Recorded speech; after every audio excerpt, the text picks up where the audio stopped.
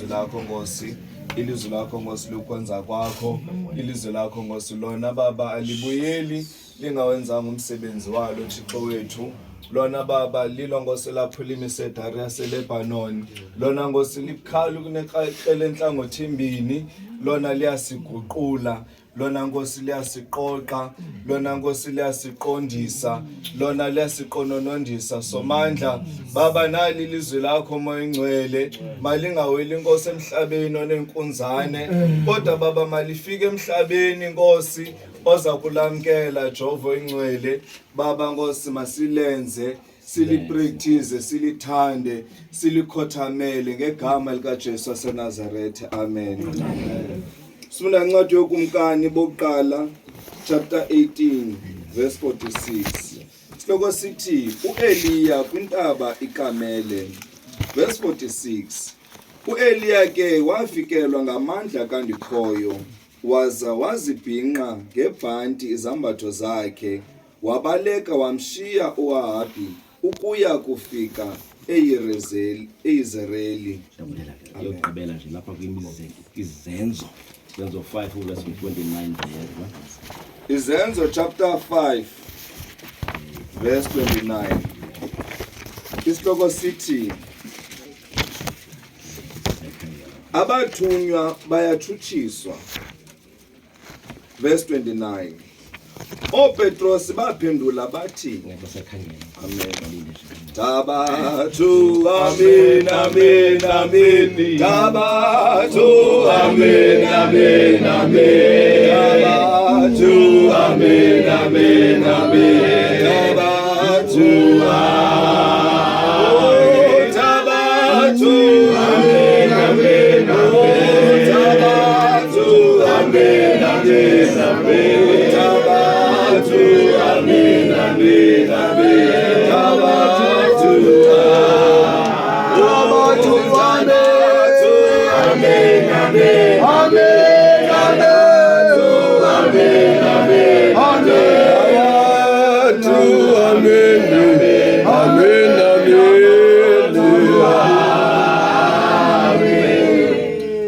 incwadi yezenzo chapter 5 verse 29. Sihloko sithi abathunywa bayathutshiswa. Verse 29. Petros baphendula bathi, asinakwenza nto yimbi, sifanele ukuthobela uThixo endaweni yabantu. uThixo obawo bethu wamvusa uYesu ekufeni, ekubeni nina nambulalayo ngokumchoma emnqamlezweni. Verse 29. Petros baphendula bathi, asinakwenza nto yimbi, sifanele ukuthobela uThixo endaweni yabantu. Bangcwele ndihlela nje ngamazwi amafitshane kakhulu ebeke sathetha ngawo ngapha eGrabho ngemini esidlo bangcwele asanhleli namhlanje bangcwele ndiyabeka bangcwele ngapha eGrabho ndithi yazi ukukhula kwami ndikhulela ezilalini bangcwele zingekho into ekuthiwa zii-toys kula macala sikhula kuwo into asena elidongo bangcwele idongo senza loo nto uyithandayo noba inkomo noba lihashi ndandithanda ukwenza inkomo ke mna ke but yayisenzeka bangcwele xa ndiyolala ndizibeka apha eca kwami inkomo afike ikhazini yami ezigezayo thathe ezaa nkomo zizijike ziyenze enye into xa ndivuke ekuseni sezo nkomo seyingamatye kanye sezisitya kanye sezibhola ngokezi indikhathaze kakhulu le nto uba yeyi yini inkomo zami ndizenze ngokuzithanda. Oobhuti abadala bathetha into engumnqa apha kum xa ndiyowaxala le nto bathi iinkomo zakho okanye idongwe lakho sulibeka phakathi kwendlu okanye sulibeka apha phakathi endlini xa uzola likhuphele ngaphandle ulibeke efestireni nxa idongwe libethwe ngumoya liyomelela lingajikwa nomuntu ezama ulijika liyomelela liyaqina lincama lophuke alijika libethwe ngumoya.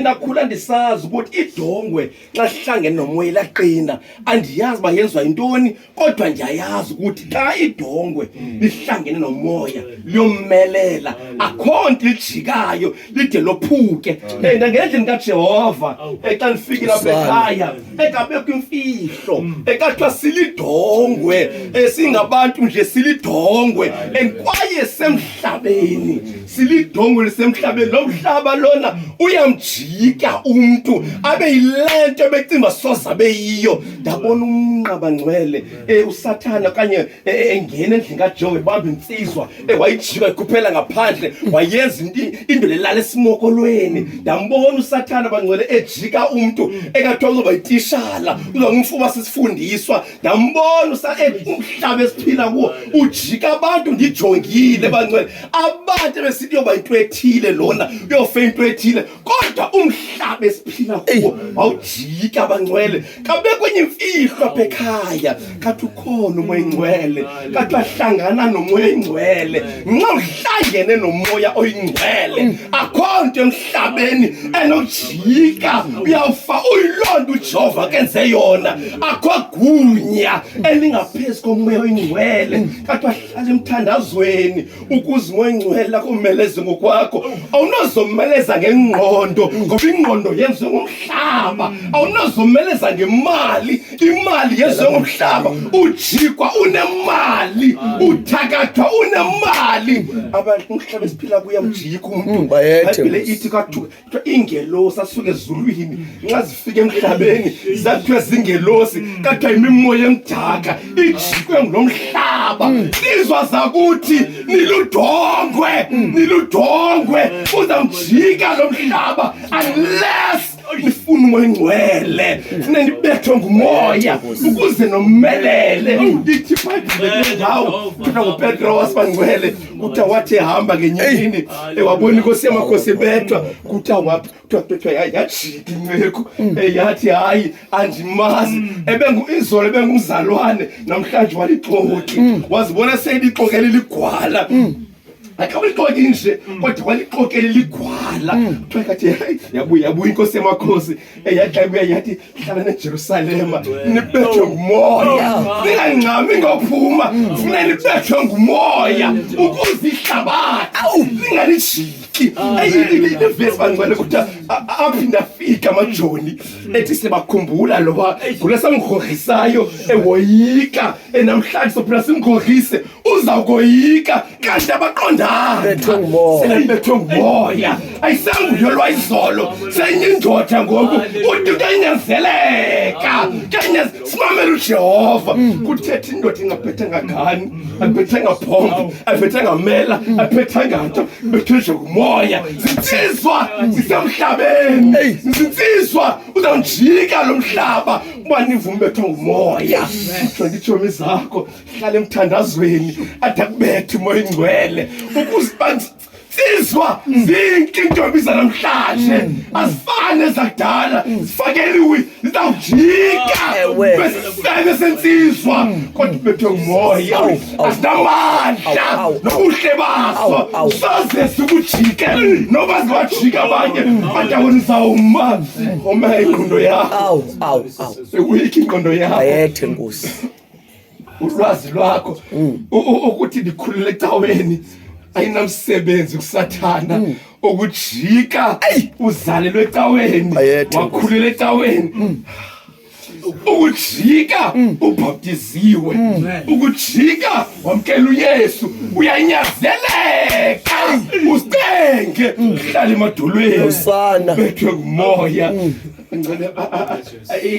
amaxhego ethu ayaguga ngoku madala amaxhego umuntu alondlovu othatha umhlongo badala befuneka usana ibhethoni uJehova enyuka madoda uphethe ifihla sezulwini uzoyibeka kwephi insizwa zigcwele izwe ekhaya ufuna ugqithisa kodwa sozanika insizwa ezojona ihlabathi izawudlala ngefihlakalo kanti egqithiswa lento funeka egqithisile uJehova badala utata bethu kodwa funeka ayinike insizwa engazojona ihlabathi noba ayinike imali ezimjika noba angahlupheka ezimjika ihlupheko ubethwe ngumoya funa insizwa ezabethwa ngumoya azinike imfihlo zezulu evangeli bayethe